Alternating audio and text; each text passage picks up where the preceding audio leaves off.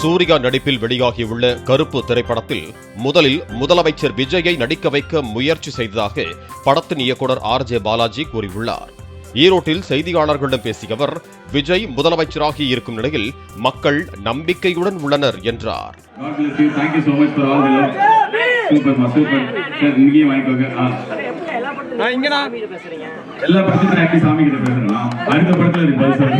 Play store மற்றும் app ஸ்டோரில் இருந்து பாலிமர் செயலியை QR கோடு மூலம் பதிவிறக்கம் செய்யுங்கள். செய்திகளை உடனுக்குடன் பெறுங்கள்.